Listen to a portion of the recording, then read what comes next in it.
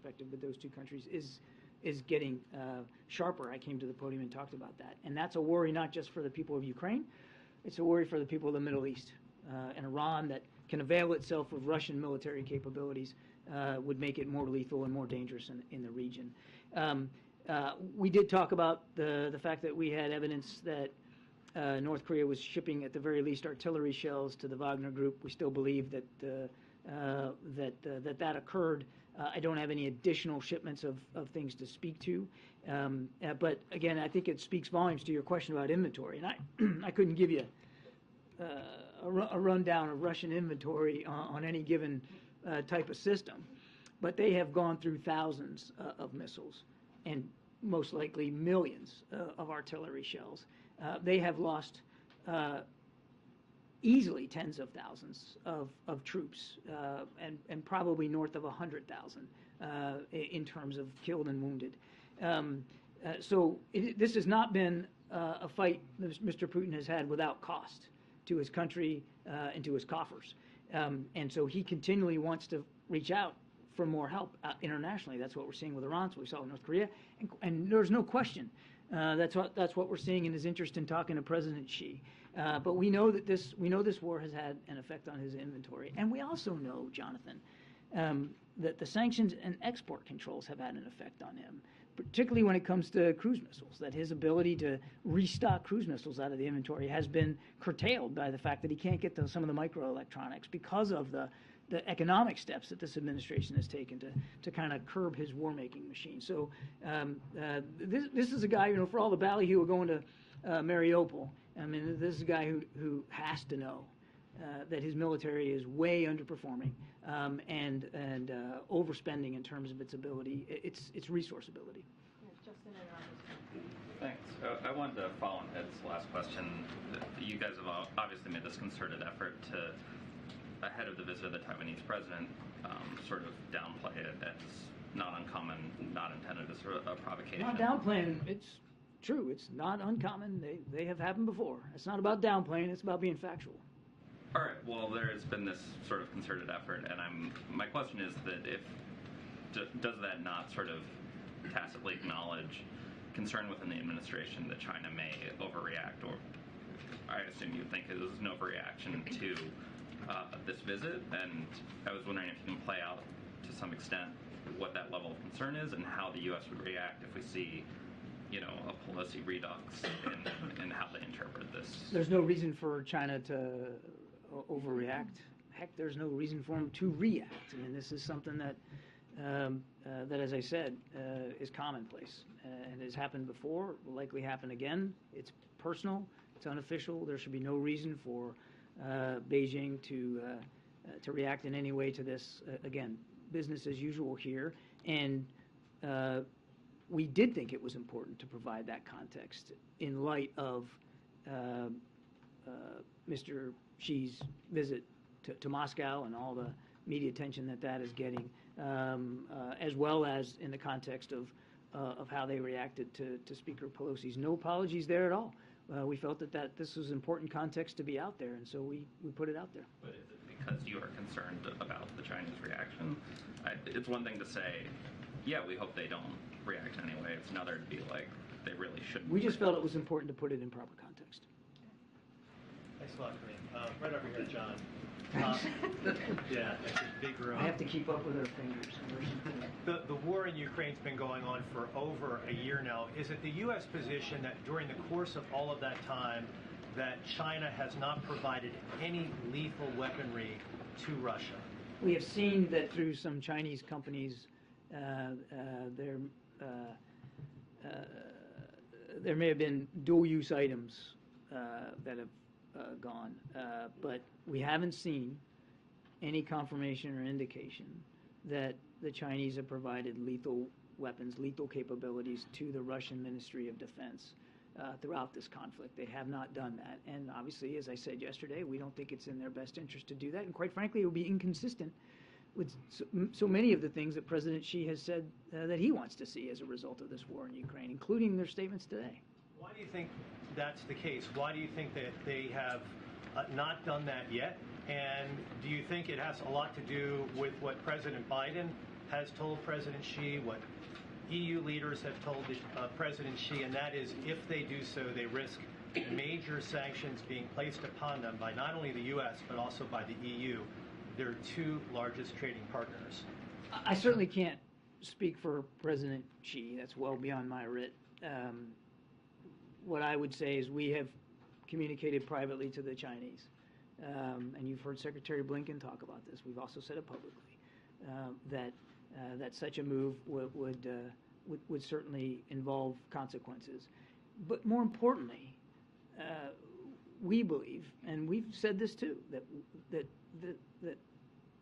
this shouldn't be seen by the Chinese as something that's in their best interest to help Mr. Putin slaughter more innocent Ukrainians, to, what's the word they use, the escalation of tension and prolongation of hostilities. Well, that's one way to do that. And again, if we're taking them at their word of what they want to see happen, it's hard to square the circle between that statement and the provision of lethal weapons. So we don't believe it's in their best interest. A country like China that has a very powerful economy and does have influence around the world, to want to see that influence stained by helping Mr. Putin murder more Ukrainians. Go ahead, Ryan in the back. Thanks. John, I guess over here. Thanks. The follow-up to that question, is there any indication that the visitation by Xi to Putin could lead to a de-escalation? Have you all seen anything that the statement that they put out about de-escalation, in fact, was a warning to Russia? We're still working our way through the language here, so I don't want to get into a deep analysis, but coming out of what we've seen today, we haven't seen anything that they've said, they put forward, that gives us hope that this war is going to end anytime soon. As a matter of fact, Mr. Putin said something to the effect today, or his spokesman Peskov, I think, said something to the effect today that they're willing to negotiate, but it's the West and the Ukraine that is refusing, which of course is absolutely false. So we've seen I don't think the meeting today gives us great expectations that the war is going to end anytime soon. And then as a quick follow-up to that, is there any indication that we would be willing to talk with, or let me put it another way, is there any indication that Russia is showing any signs that they would back off at any point in time? Are they still, guns blazing? No sign at all that Mr. Putin is changing his calculus. Thank you. John, about the bill President Biden signed yesterday, he says he will declassify COVID origins intel except info that would harm national security. Is there a bigger national security threat than something that killed 1.1 million people in this country? I've seen some of the commentary on your network about this. The president obviously has to balance transparency with national security, Peter. Of course he does. Right when coming into office, ordered the declassification of what the DNI had on COVID origins, ordered the entire intelligence community, and added the Department of Energy to that list. And where is it? Hey, let me finish my answer. If we're talking about the beginning of added the his Department term. of Energy and the national labs, told them to keep studying it. We have kept Congress informed. Some of that has to be in a classified way right now, but it's always a balance between the public's right to know, right, not need, but right, and our obligation to protect national security. So one should not read into that statement that he's sort of laying a foundation here to be overly secretive. He believes strongly that we've got to find the roots and the origins of COVID so that we can prevent a future pandemic. And through his actions, just judge him on what he's done. Through his actions, he's proven that he's willing to be as transparent as possible with the American people because he believes that's important. Then does the White House hope that the lab leak theory is not true? We don't have a hope one way or the other, Peter. What we want is the ground truth. Wherever that takes us, wherever the science takes you, wherever the facts takes you, President Biden wants to know so that he can help work with the scientific community to prevent a future pandemic. We're not, there's no thumb on the scale here, Peter. It's not about not wanting a certain outcome. We just want the best possible outcome that we can get. And just quickly about the meeting today, the Xi-Putin meeting. In November, when President Biden met with Xi, he said, I want to make sure that every country abides by the international rules of the road. Does he think China is abiding by the international rules of the road? In some cases, we have significant concerns about China's behavior, particularly their coercive and aggressive behavior, for instance, in the South China Sea and pursuing false maritime claims, concerns about intellectual theft, and some trade practices. And the president's been very open and honest about that, and he was when they met in Bali. But there are other areas where we believe there's room for cooperation with China, and we want to be able to pursue that too. But in order to do that, Peter, you got to keep those lines of communication open. You got to have that ability to talk, particularly when things are tense like they are right now, and that's what the president wants to get back to. Thanks, Karine. Thanks, Kirby. In that joint statement today, Russia and China warned against the war transitioning to a, quote, uncontrollable phase. Ukraine is preparing a counteroffensive.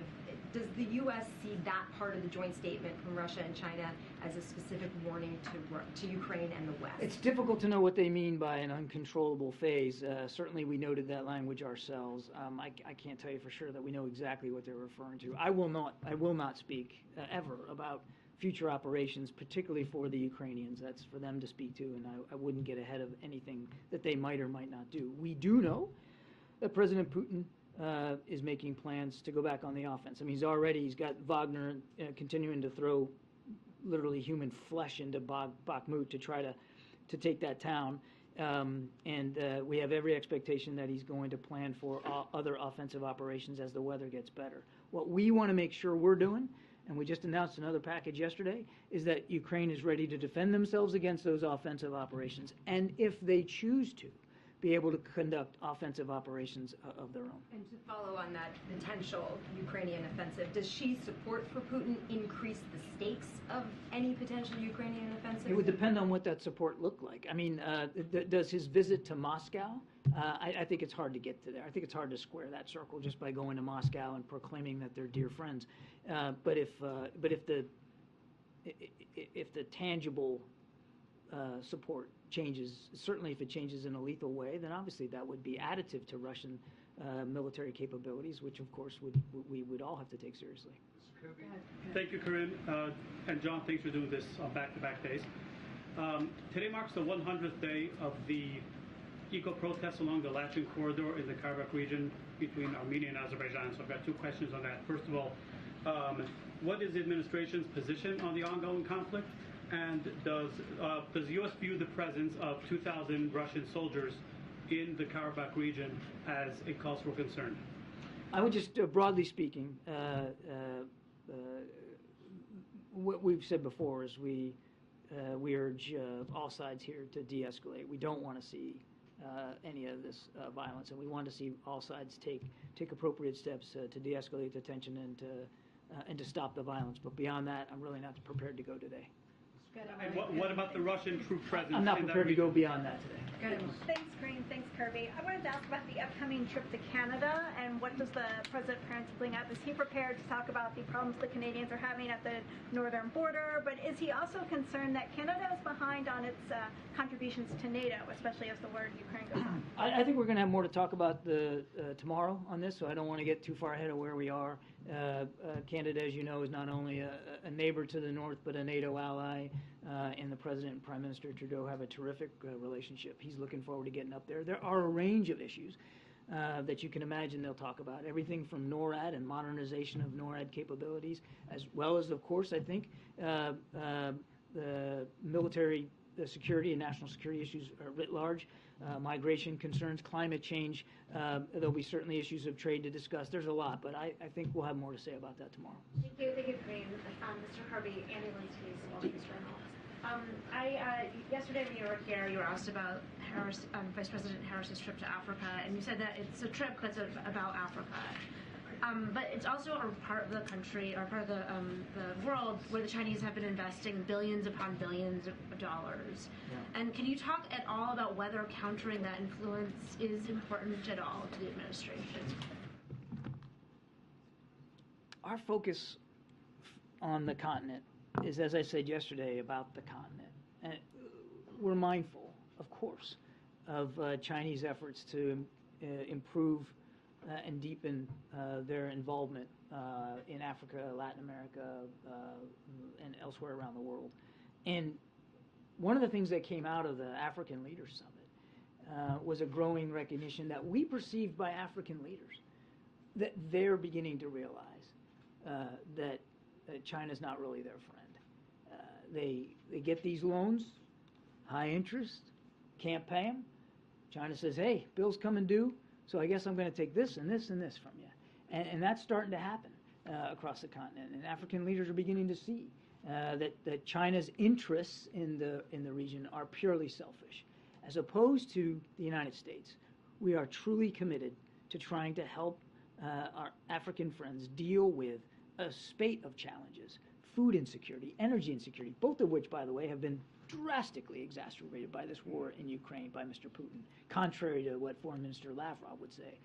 Counterterrorism, where we are still partnering with some of our African partners to go after terrorist networks. Climate change, I could go on and on. And that's why the president, coming out of that summit, assigned Johnny Carson's as the implementer. An implementer, a guy whose whole job is to go out and take all the things we talked about in the summit and make it true.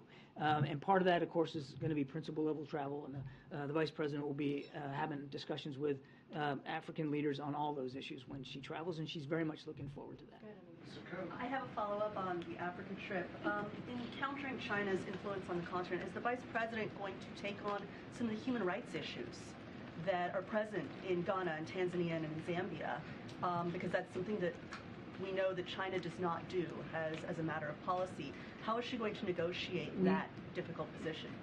The vice president will, of course, raise human rights concerns everywhere she goes. That's part and parcel of American leadership around the world. We're not afraid. In fact, it's a sign of how much we care about other nations and partnerships that we are able and willing to have those kinds of conversations. So of course, she will raise human rights concerns appropriately everywhere she goes. Publicly?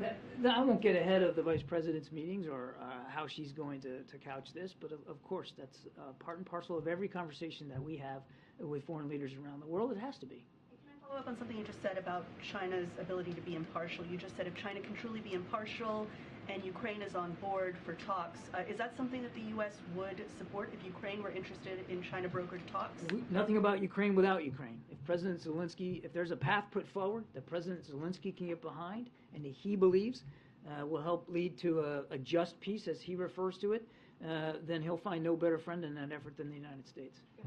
Mr. Kirby, Hi, John. 10 months, not a single opportunity is given. Mr. Kirby, I have attended your dozen press conferences, not one opportunity is given. This is not how it works, sir. This is not how it works. Go ahead. Hi, John. Today, the Ugandan parliament voted in favor of an anti-homosexuality bill and is set to host a summit soon with other African nations on potentially passing other bills across the continent.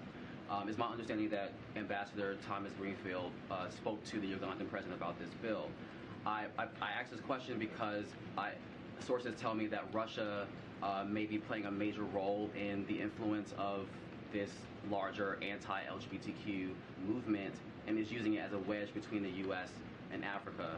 Considering the U.S. is currently engaging with Africa on other issues, is this a concern for the U.S.?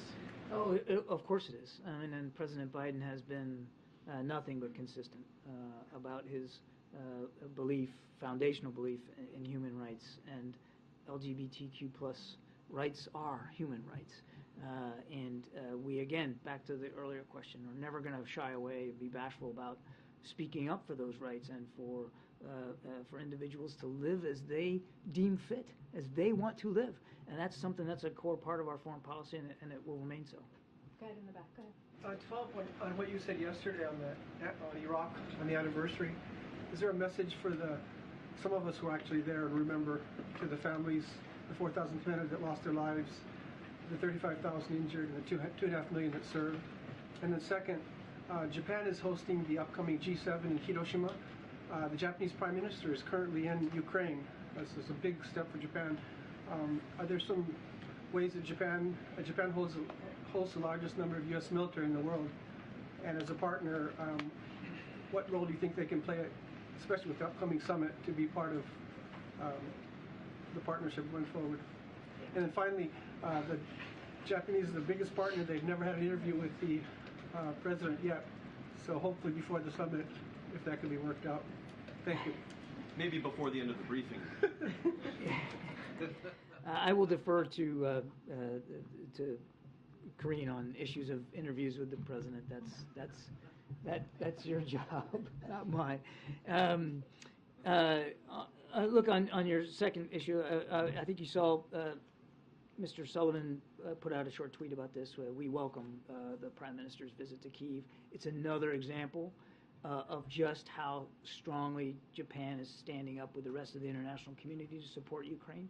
And certainly as a close ally of the United States, we're very appreciative of all the things that Japan continues to do, not just in supporting Ukraine, but in promoting security and stability in the Indo-Pacific. I mean, they have rewritten their national security strategy. They have taken a more assertive role in terms of security operations, and all that's to the good, and we're very grateful for that. On OIF, I don't know that I have more than I can say than yesterday. For some of you, I'm sure maybe covered the war and saw more of combat than you probably care to remember. And of course, we know, as I said yesterday, so many families here in the United States are still living with the war. The war is not over for them, and we all need to keep that in mind. Thank you. I also have an African question. President Putin said that he will write off debt for African countries of over $20 billion, which is a substantial amount of money. And he said that Russia will meet its commitment to provide them with food supply and energy, etc. Do you think this comes in the equation of the Russia-Ukraine war and trying to sway Ukraine over the vote, especially in the UN? And do you think the U.S. is doing enough to counter Russia's influence, not just China? I think this is a cynical effort by Mr. Putin to try to convince nations in Africa that the West is the reason for their food insecurity and for their energy insecurity. And if I was any leader in Africa, I would take anything that President Putin says about assurances of financial, economic, or energy assistance with a huge grain of salt. I mean, it is Mr. Putin's war that has contributed to the food insecurity on the continent. It's his war that has contributed to the energy insecurity on the continent. And he might like to gloss over that and send Foreign Minister Lavrov on field trips all over Africa to say that it's the West's fault or it's the United States' fault, but it's not. It can be tied directly. Now, it's also due to drought, climate change, and even domestic instability. I don't want to overstate other factors here, but don't make no mistake, his war in Ukraine is having these kinds of effects on the African continent. And if he's serious about addressing it, if he's serious about winning over African audiences, about making things better, rather than throwing out false promises of loan relief, he ought to just pull his troops out of Ukraine. Then, if there's no war, energy and food insecurity will be a lot less worrisome for everybody. Way in the back. Thanks, Green. Thanks, John. There, thanks. Way in the back. Appreciate it. The bill that the president signed yesterday on COVID origins, it calls for the declassification within 90 days. Can you give us a better sense as to when that information will actually be declassified? Are we talking about days, weeks, months?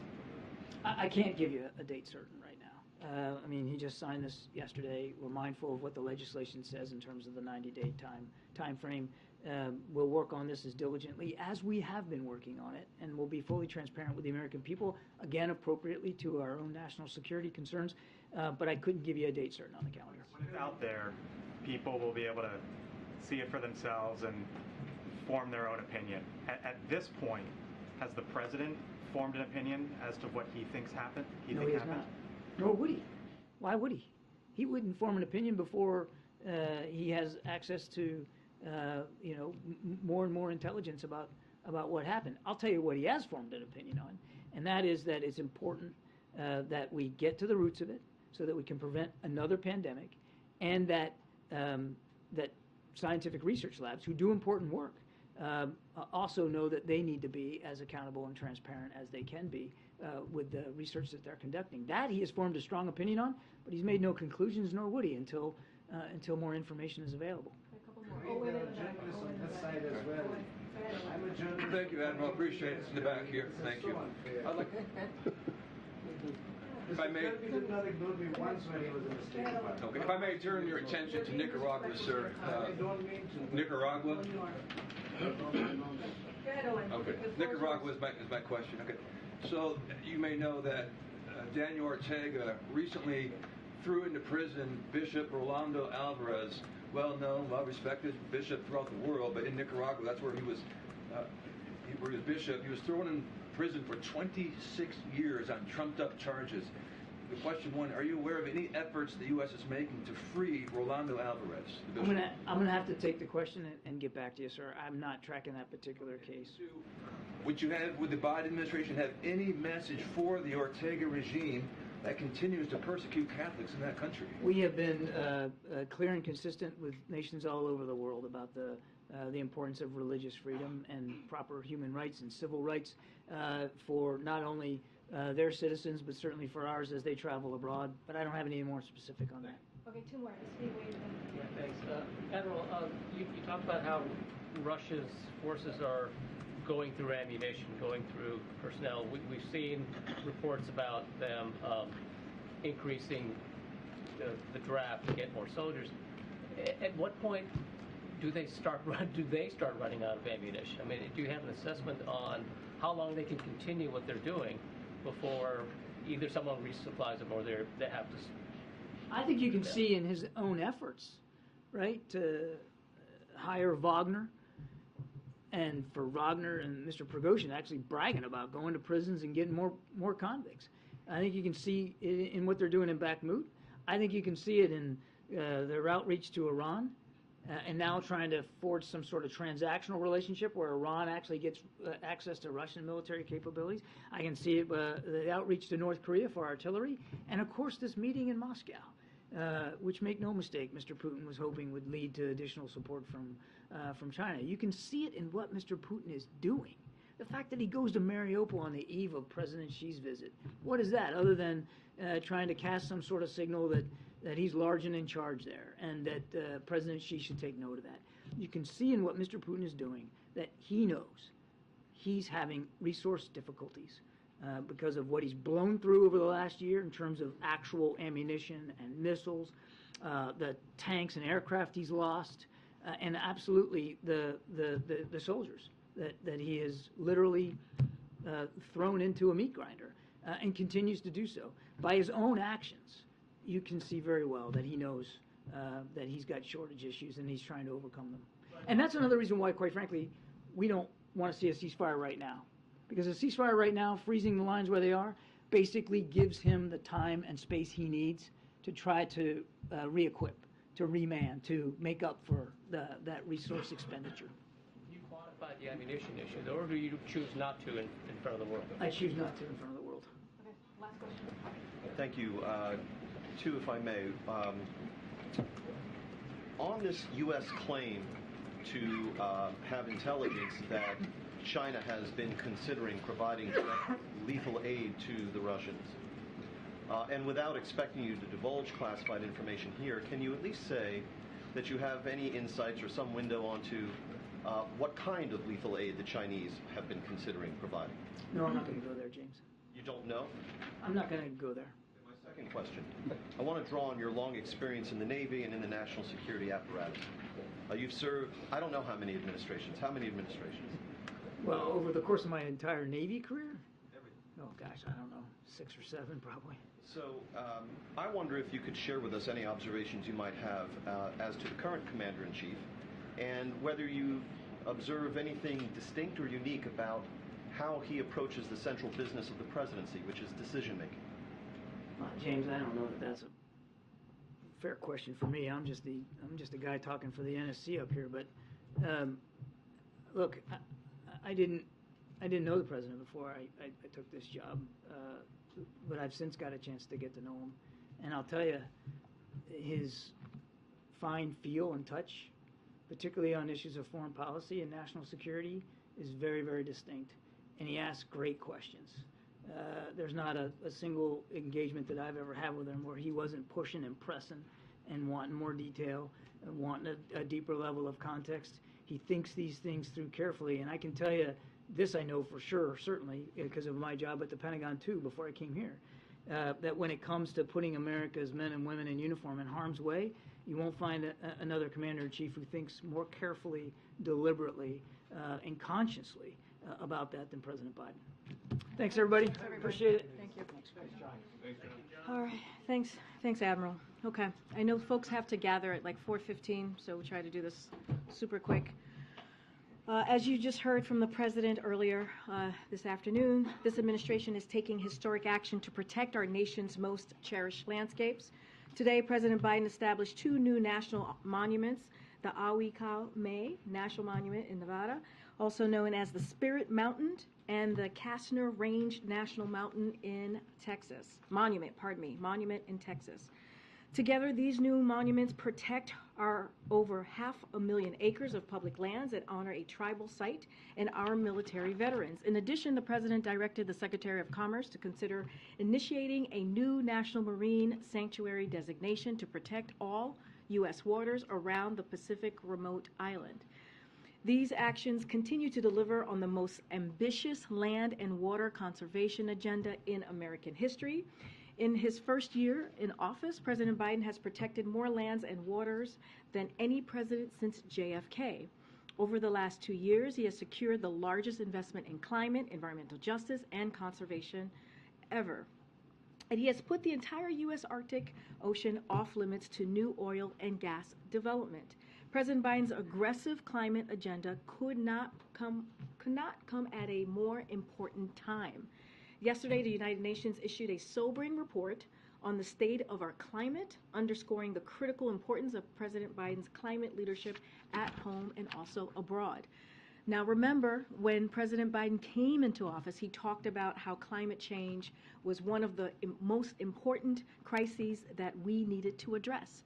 And that's what you've seen from him over the last 2 years. He rejoined the Paris Agreement and rallied more than 100 countries to join the global methane pledge to reduce methane emissions. He secured the most ambitious climate legislation, which has sparked a clean energy manufacturing and jobs boom here at home while accelerating the global clean energy race abroad. He put the United States back on track to reach its clean energy goals, reducing U.S. greenhouse gas emissions in half by 2030 and reaching net zero goals. And on the President's watch, EV sales has tripled and domestic solar capacity is on track to increase 5 times by next year. But here's the thing. MAGA House Republicans want to reverse that progress. They want to repeal the Inflation Reduction Act, which is helping Americans save on solar panels, electric vehicles, energy-efficient windows, and so much more. And the extreme MAGA Freedom Caucus is proposing draconian budget cuts that will raise costs for hard-working families. The House Republican proposal will increase health care premiums by an average of $800 per year for nearly 15 million Americans, eliminate Pell Grants altogether for 80,000 students, and reduce the maximum Pell Grant by nearly $1,000 for the remaining 6.6 million students, cut child care access for 100,000 children, cut vital nutrition assistance for 1.2 million women, infants, and children. And as we said yesterday, the MAGA Republicans' proposal will be a 5-alarm fire for hard-working families. While President Biden is focused on giving those families more breathing room, MAGA congressional Republicans would increase costs and worsen inflation. And with that, hello, Josh. Hi, how are you? Good to see you. Happy Tuesday. Happy Tuesday indeed. 2 questions. Sure. Today, Treasury Secretary Yellen said the federal government could step in to protect depositors at banks if there is a risk of contagion. What does the administration think about that risk of contagion? Is that about fundamentals in the economy or the psychology of the markets? So as you mentioned, Secretary Yellen was at the American Bankers Association and she delivered remarks early this morning. And as she said, just want to quote her for a second, the federal government delivered decisive and forceful actions to strengthen public confidence in the U.S. banking system and protect American economy. And that's what you've seen from this administration about almost 2 weeks ago when they stepped in when we saw this crisis happening. But our focus has been very clear. The president's focus on this has been very clear, which is strengthening the banking system and protecting depositors. That has been what has been the forefront of the minds of the federal regulators and also the Department of Treasury. And there's evidence our actions are indeed working. They're restoring confidence in the safety of deposits. Treasury has seen deposit flows stabilize, which is incredibly important in regional and also small banks. In some cases, mostly reverse. And so that has been the focus of this administration for the past 10 plus days. Then, secondly, the Los Angeles School District, the second largest in the country, is shut down for a 3-day strike. Should school staff be paid more money? So, look, and we've talked about this before. We respect the process and employees' right to engage in protected concerted activities. That is something you hear the president talk about, how he supports the collective bargaining process, and that is something that he will continue to do. We urge both sides to work in good faith toward a mutually acceptable solution so that there can be a quick resolution and the kids and school employees can get back to where they want to be, which is in schools, especially the kids. And the president, as you've heard him say, this is incredibly important to him, making sure that kids go back to school and get their education. Go ahead, Steve. To follow up on Josh's first question, can you insure all deposits in the U.S. banking system, and do you need legislation for that? So look, there are many things, and I have talked about this, well, let me step back. The president and the administration, they took quick action when this happened a couple of days ago. And of course, there's things that Congress can do. We've talked about how the president has already called for Congress to make it easier for regulators to claw back compensation, impose civil penalties, and ban executives from working in the banking industry. So that's something that we've asked for. But as I was mentioning a moment ago, there are quite a bit that we can do without Congress. And this is what you have asked. The president has asked regulators to do in the last 2 years, to take actions over the last few years to reverse the last administration's deregulation, which we know happened back in 2018 after the Obama-Biden administration put in strengthening regulations back after what we saw in 2008. So look, we don't want to let Congress off the hook. We want Congress to continue to certainly to take action, and so we're going to call on them to do just that. Karine, I know this White House doesn't weigh in on the Fed's policy deliberations, so not asking you to do that, but just in the bigger picture, can you give us a sense of how the White House is watching Jerome Powell's statement tomorrow, as well as the interest rate decision that is coming? Look, I just want to be very, very careful here. I'm just going to go back to what we have said many times. The Fed is indeed independent. We want to give them the space to make those monetary decisions, and I'm just not. I don't want to get ahead of that. I don't even want to give any thoughts to what Jerome Powell might say tomorrow. I just want to be really, really mindful and careful here. Totally different topic. Does President Biden believe that it is appropriate for a person who is indicted to run for office? So, nice way to ask, MJ. Very clever. So I'm going to be, again, really careful from here as it relates to any upcoming elections, and specifically, I'm assuming you're talking about the 2024 election. I'm just not going to give any analysis, any foresight, any type of kind of decision or thoughts on that, because we are covered by the Hatch Act. So not going to speak to politics, and I'm just going to leave it there. Has the president seen the video that seems to show the moments during and after Ivo Otieno died while in law enforcement custody at Virginia's Central State Hospital? Has he been briefed on this? Yeah, we've definitely seen the reports. I know the president has been tracking this. Look, I said this last week when I was asked by the Griot, I believe by April Ryan.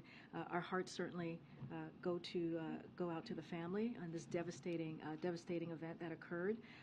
The president is indeed, he saw the reports. We've been paying attention to the reports. We're just going to be incredibly mindful on speaking on this as there's a current investigation. And has he been in touch with the Otieno family? I don't have a call. We don't have a call to preview or to speak to at this time, but clearly it was devastating. Again, what we saw, and our hearts go out to the family. Okay, Justin. Thanks. I just wanted to follow up on Steve's question. And in your answer, you highlighted the president's past actions, said Congress shouldn't be off the hook, but you today and yesterday avoided talking about what, if any, unilateral actions that the president considering going forward to sort of stabilize the financial system. And I'm wondering what the strategy is there, especially after we saw the sort of robust response a little over a week ago. Is it because you think the crisis is over, that you're worried that talking about what you're talking about could fuel the panic? Is it that you want to set a precedent ahead of the debt ceiling fight of not really entertaining unorthodox solutions? Is it a combination of those three things? No, totally understand the question. Look, when it comes to specifics about the debt ceiling and all of those things, that's something that Treasury certainly, and the Secretary has spoken to this many times. I would say that, and I will quote her here, the actions we have taken, this is from the Secretary, to protect depositors and the stability of the banking system have not affected the ex-date for the debt limit. So just want to reiterate that from the Secretary. Look, as it, if we're worried about unorthodox interventions, no, we're not. We're going to use every tool that we have to make sure that the American people have the confidence. That's what we've been trying to work through these last almost 2 weeks, is that making sure that they feel that their deposits will be safe and will be there when they need it. And that's what's important in the actions and what the President has asked the regulators to do, and also the Treasury Department to do. So it's fair to say that those conversations are ongoing, but you don't necessarily want to detail them because of Well, I mean, this is something that lives in the Treasury Department. This is something that they have been tasked with as it relates to dealing with this issue that we have seen. That's the directive that the President has given the Secretary and the regulators. So that lives there. So that's something that I would, that's why I'm referring you to them. But we are going to do everything that we can to use the tools that are given to us to make sure that, again, that the American people feel confidence, and they should, right? That's kind of what you heard from the Secretary today, that we see a stabilizing, that the banking system is resilient, and a lot of that is because of the work that this President has done. I know you've mentioned the current things that he's doing, but let's not forget what occurred in the Obama-Biden administration and how they were able to strengthen the regulations, and so that work will continue. But again, we can't lift Congress off the hook. They have to take some actions as well. Yeah. Thank you. No, go ahead. Yes. We know that Chicago, Atlanta, and New York City are in the running for the Democratic convention, and ultimately the decision is up to President Biden. What are the factors he's looking for, and will the whole city be announced before the President makes his second term announcement official, or is the timing not related? Okay, so first let me answer your last question first, which is the President has said many times that he intends to run. I'm not going to go beyond that. That is for the President to decide clearly. And look, that question that you just asked me is a political question that lives with the DNC, the Democratic National Committee, so that I would refer you to them. But all of us are probably tracking that a decision hasn't been made on that front. Again, that's for the DNC to decide. But just like many of you, all of you here, we will all find out at the same time which city gets chosen. I just can't speak to that from here. I wasn't asking about the DNC. Oh, okay. I was asking because the DNC does the vetting and the site selection, but then they give a recommendation to the President, who is the decider, just like when the primary happened. The news came out from him. So that's why I'm asking you a little bit more how this may work out. Well, the President is the leader of the Democratic Party, but from here, I cannot talk about politics, so that's why I'm referring you to the DNC. Go ahead, Alex. Karine, San Francisco just held a hearing on reparations for decades of institutional racism, and other cities and states are considering impaneling similar commissions. DC is one of them. Where does this administration stand on reparations for slavery and segregation and similar historic wrongs, specifically pertaining to Black Americans?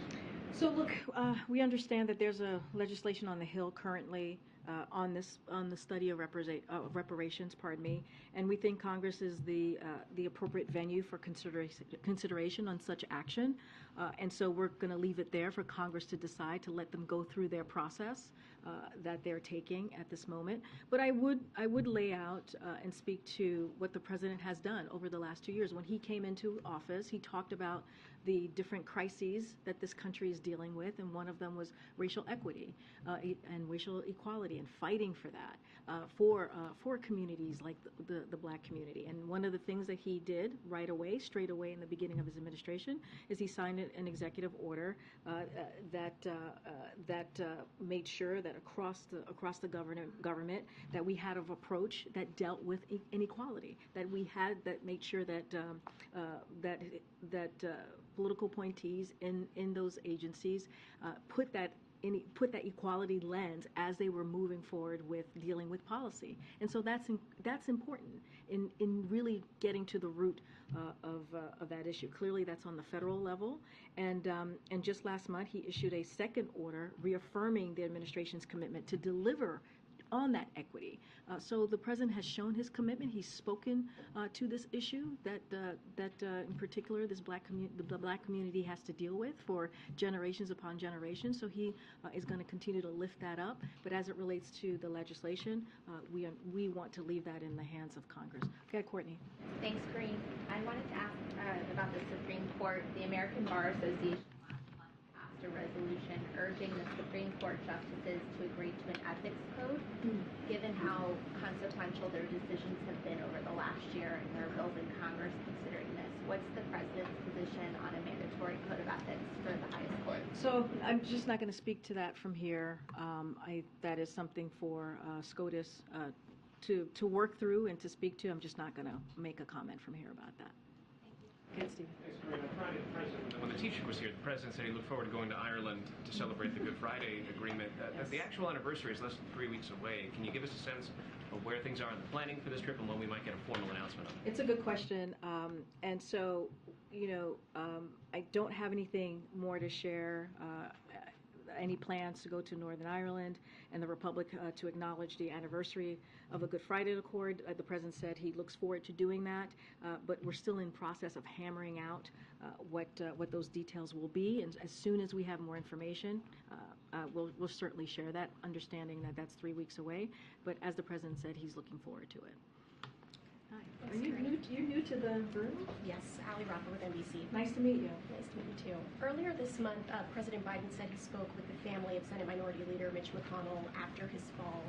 Has the president spoken directly with Leader McConnell since then? Don't have any conversations to read out at this time. Yes, the president called the family of Leader McConnell, clearly wishing him a speedy recovery, which we continue to do. Just don't have anything beyond what we laid out a couple weeks ago. Okay. Go ahead, Jim. Thanks, Karine. I wanted to ask you about some comments by the president of Mexico, who's been very critical of the administration recently. Just today, he suggested that the U.S. had blown up the Nord Stream pipeline. Suggested the administration was trying to derail Donald Trump ahead of the 2024 election. And then recently he said that fentanyl is a U.S. problem, not a Mexican problem. This, of course, comes just a couple of months after the two leaders met in Mexico City. I'm wondering what this says about U.S.-Mexico relations, how you go forward when he's, when you say these kinds of things. Well, you said a couple things that I want to address. Clearly, the first two are not true, and so I'm just going to put that on the record. As it relates to the fentanyl, this is not a U.S. problem. It's a global one. The trafficking of illicit drugs is causing a societal damage, needless death and suffering, and not just here, but also in Mexico. And so, we want to be really mindful about that. Dr. Liz Sherwood Randall recently, the President's Homeland Security Advisor, and other high-level U.S. delegation, they were in Mexico, and they discussed concrete opportunities to detect and disrupt and prosecute those who manufacturing and traffic fentanyl. And that is a conversation, a delegation that went to Mexico to have this conversation. And so, just want to be really clear about that, because that is something that, when we think about fentanyl, something that is affecting many communities. Look, we see our relationship with Mexico a vital one, an important one. They are a close neighbor. As you just mentioned, the president was just recently in Mexico City in January to do the summit, not just with the president of Mexico, but also the prime minister of Canada. You saw them. They had a very good summit, good discussion bilaterally when they had that opportunity during the summit. And so we're going to try and continue to grow that relationship. But, I'm certainly going to speak out and make sure we correct the record on some of the things that have just been said. Thanks, Karine. You spoke about that sobering UN climate report earlier. Has the president read the report, been briefed on the report? That's a good question. I would have to ask to see if the president has been briefed on the report. I don't have an answer for you at this time. Well, you also talked about, the steps this administration has taken on the issue of climate change, but this report indicates that what's being done so far is not enough to, avert these catastrophic temperatures. Does the administration feel that enough action can be taken in time to avert the Earth from reaching this? It's a great question, and what I will say to that is this is why the president has made climate change, tackling climate change a priority. And this is why he has done more on climate change and protecting the climate and trying to reverse the damage that we have seen. He's made that a priority, and he's taken more actions than any other president. His record speaks for that. There's always more work that needs to be done. And so the president's going to continue to focus on all the things that we can do to deal with this issue. And at the top, I laid out the different actions the president has taken, and clearly we're going to continue to move forward. But again, yes, does more work need to be done? Absolutely, and that's why the president has made this a priority. One of the crises that he mentioned, one of the 4 crises that he mentioned when he walked into this administration, and took action right away. And so that's going to continue. He's never going to back down. I have to wrap. Okay, last question. On the climate announcements today, Nevada Governor Joe Lombardo put out a statement saying that they were not consulted on the Abicuame site and that he opposes it being designated as a national monument. Did the White House consult the governor, and if not, why not? So I don't have any meetings to talk through or conversations. So look, I mean, this is something that I was saying before. This is the president that has taken an aggressive stand on climate and made this a priority.